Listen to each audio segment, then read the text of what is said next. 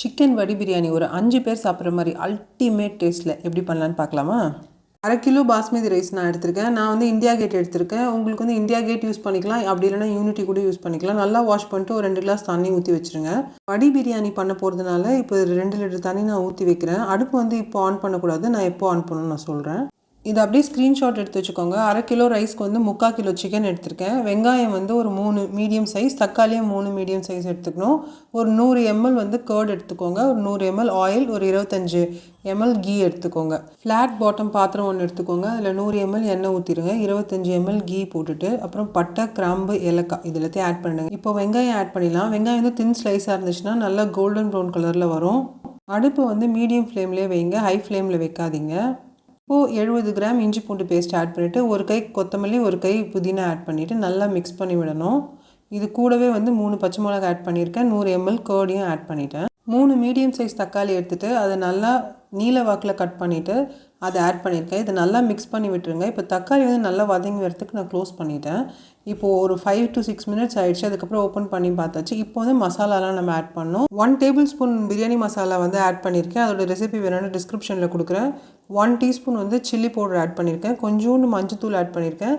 1 tablespoon pink salt add பண்ணியிருக்கேன். இதுவே normal சால்ட்னா நீங்கள் வந்து 1/2 டேபிள் ஸ்பூன் இப்போ ஆட் பண்ணுங்கள்.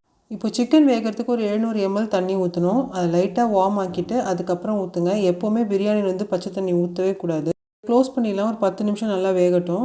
ஏற்கனவே அரிசி வேக வைக்கிறதுக்கான தண்ணி வந்து நான் ஆன் பண்ணிட்டேன். அதில் 1 டேபிள் ஸ்பூன் கல்லுப்பு போட்டு நல்லா இந்த அளவு கொதித்து வந்துட்டு அப்புறமா அந்த அரிசியை வந்து இதில் ஆட் பண்ணிடணும்.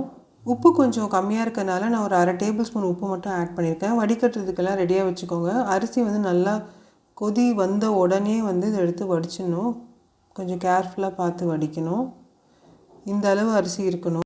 இப்போ சிக்கன் வந்து ஒரு 80% வெந்துட்டுருக்கோம். இந்த நேரத்தில் வந்து இந்த அரிசியை மேலே போட்டுடணும். அரிசியை வந்து கலரவே கூடாது. ஜஸ்ட்டு மேலே போட்டுட்டு ஸ்ப்ரெட் பண்ணி மட்டும் விடுங்க, போதும். இந்த மாதிரி தான் நீங்கள் ஸ்ப்ரெட் பண்ணி விடணும். அரிசியை உடைக்கக்கூடாது. லைட்டாக ஸ்ப்ரெட் பண்ணி விட்டு ஒரு 1/2 லெமனை வந்து பிழிஞ்சு விட்டுருங்க. ஒரு ஃப்ளாட்டான தட்டை போட்டு மூடிட்டு வடித்த தண்ணியை மேலே வச்சுருங்க. 10 நிமிஷம் லோ ஃப்ளேம், 10 நிமிஷம் வந்து அடுப்பு ஆஃப் பண்ணிவிட்டு டோட்டல் 20 மினிட்ஸில் இது வந்து சூப்பர் பிரியாணி நம்மளுக்கு ரெடி ஆகிடும். இப்போ ஓப்பன் பண்ணி பார்க்கலாம். எவ்வளோ சூப்பராக இருக்குன்னு பாருங்கள். அப்படியே உதிரி உதிரியாக டேஸ்டியாக அந்த மசாலாலாம் அவ்வளோ சூப்பராக அந்த கறியில் இறங்கி செம்மையாக இருந்ததுங்க பிரியாணி. இது நீங்கள் கண்டிப்பாக ட்ரை பண்ணணும். இதை நீங்கள் வீட்டில் ஒரு வாட்டி செஞ்சிங்கன்னா எல்லா வீக்கெண்டும் இந்த பிரியாணி தான் வேணும்னு நிற்பாங்க. அவ்வளோ டேஸ்டியாக இருக்கும். கண்டிப்பாக ட்ரை பண்ணுங்கள். உங்கள் பிரியாணி லவ்விங் ஃப்ரெண்டுக்கு இதை ஷேர் பண்ணிவிடுங்க. சேனலை மறக்காமல் சப்ஸ்கிரைப் பண்ணிடுங்க. பாய்.